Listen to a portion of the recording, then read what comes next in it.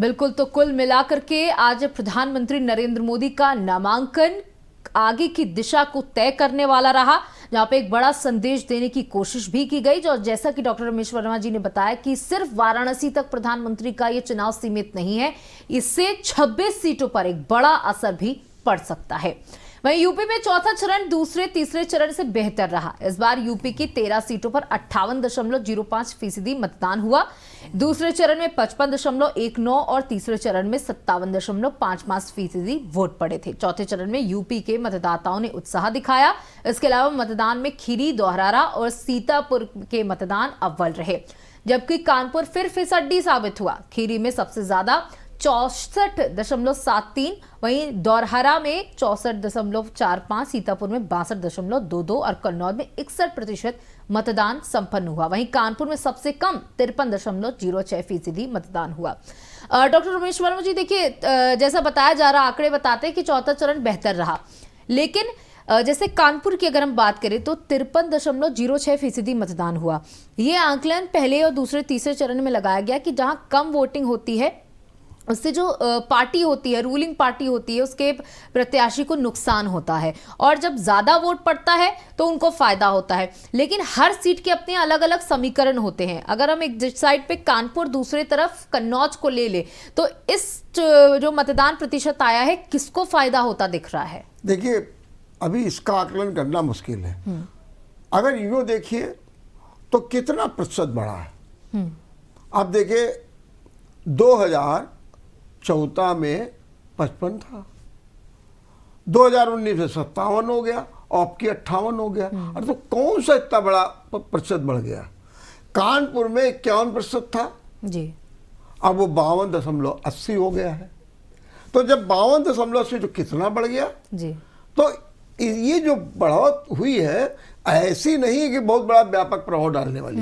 जैसे कहा जा रहा था कि किदवई नगर विधानसभा क्षेत्र में सबसे ज्यादा वोट पड़े, हाँ हुए, लेकिन अगर आप पिछले की तुलना करें तो उससे कम हुई है।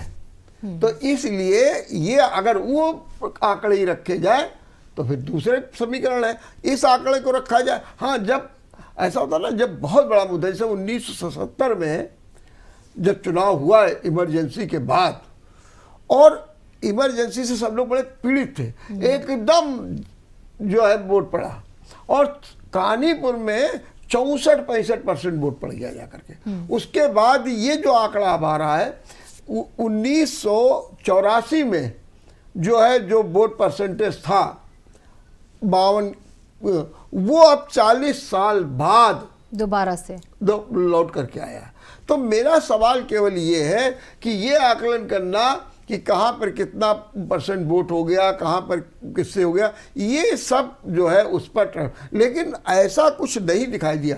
क्योंकि देखिए, चुनाव में वोट का क्या पड़ रहा है, शहर में आपको उदासीनता दिखी, गांव में देखिए लोगों ने जागरूकता, देखिए ना, कन्नौज में 61%, क्योंकि वहाँ पर 2 धुरंधर चुनाव लड़ रहे थे। धुरंधर क्या, मैंने लड़ते एक ही धुरंधर थे, लेकिन उनकी सीट दांव पर लगी हुई है।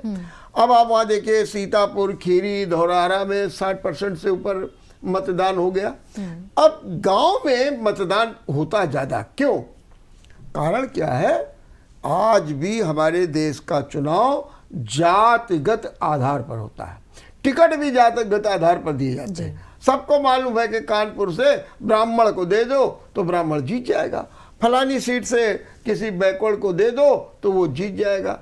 वहां पर टिकट का बंटवारा भी जो होता है जातिगत आधार। अब देखिए ना, मायावती तो खुल करके कर रही है, ब्राह्मण मुस्लिम को दे रही है, और कह रहे इनका कॉम्बिनेशन बन जाएगा तो हम जीत जाएंगे। तो जातगत, इसीलिए, और ये जो जातगत भावना है आज भी गांव में, ग्रामीण अंचलों में ज्यादा है, इसलिए वहां पर वोट जो है तेजी के साथ पड़ता। अब आप देखिए, बिठूर में 60% पड़ गया। क्यों पड़ गया?